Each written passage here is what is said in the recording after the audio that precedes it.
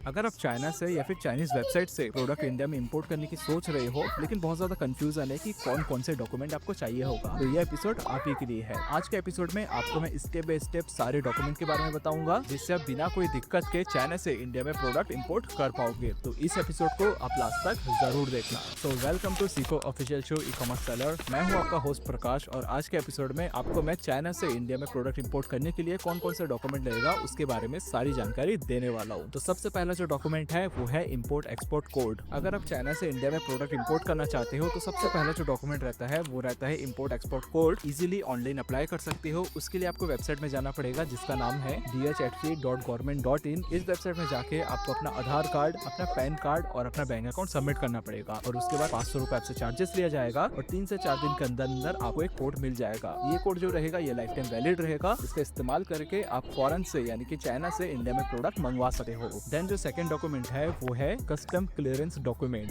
जिसमें सबसे पहले आपको बिल ऑफ एंट्री देना पड़ेगा जिसमें जो इंपोर्ट किया गया प्रोडक्ट है उसकी पूरी डिटेल रहेगी। सेकंड, कमर्शियल इनवॉइस आपको सबमिट करना पड़ेगा जो कि आपको सप्लायर देगा, यानी आप चाइना से प्रोडक्ट मंगाओगे तो चाइना में जिससे प्रोडक्ट खरीद रहे हो वो आपको एक बिल देगा। थर्ड है बिल ऑफ लैंडिंग जो कि आपको शिपिंग कंपनी वाला प्रोवाइड करवाएगा, यानी जिस शिपिंग कंपनी से आप प्रोडक्ट मंगवा रहे हो वो आपको एक बिल देगा और ये तीनों बिल आपको कस्टम क्लियरेंस में सबमिट करना पड़ेगा। देन कस्टम क्लियरेंस में जो चौथा चीज रहेगा वो रहेगा कस्टम ड्यूटी पेमेंट, यानी कि जो कस्टम आप पे करोगे उसका भी बिल आपको यहाँ पे सबमिट करना पड़ेगा। तो ये 4 चीजें अगर आप सबमिट करोगे तो आपका कस्टम क्लियरेंस क्लियर हो जाएगा। देन जो थर्ड डॉक्यूमेंट है वो है FSSAI लाइसेंस। अब ये लाइसेंस तब मैंडेटरी होता है जब आप फूड से रिलेटेड कोई आइटम चाइना से इंडिया में इंपोर्ट करते हो, अदरवाइज ये डॉक्यूमेंट की नीड नहीं है। देन है फोर्थ डॉक्यूमेंट जो की है BIS सर्टिफिकेशन। BIS का फुल फॉर्म होता है bureau of Indian standard certification. ये जो सर्टिफिकेशन होता है ये तब मैंडेटरी होता है जब आप कोई इलेक्ट्रॉनिक प्रोडक्ट चाइना से मंगाते हो या फिर कोई टॉय मंगाते हो या फिर कोई इंडस्ट्री प्रोडक्ट मंगाते हो, अदरवाइज इस लाइसेंस की भी जरूरत नहीं है। लाइसेंस इन द सेंस इस सर्टिफिकेट की रिक्वायरमेंट नहीं होती है। देन है फिफ्थ डॉक्यूमेंट जो कि सबसे ज्यादा जरूरी है वो है GST रजिस्ट्रेशन। अब देखो, चाइना से जितने प्रोडक्ट इंडिया में मंगाओगे आपको उसका GST पे करना पड़ेगा और इसीलिए आपकी कंपनी GST रजिस्टर्ड होनी चाहिए। तो ये सारे डॉक्यूमेंट अगर है तो आप चाइना से इंडिया में बहुत ही आसानी से प्रोडक्ट मंगा सकते हो। मैं आशा करता हूँ ये एपिसोड आपको पसंद आया होगा। अगर ये आप किसी दोस्तों के लिए हेल्पफुल है तो मेरे साथ जरूर शेयर करें। मिलेंगे ऐसे एक नए एपिसोड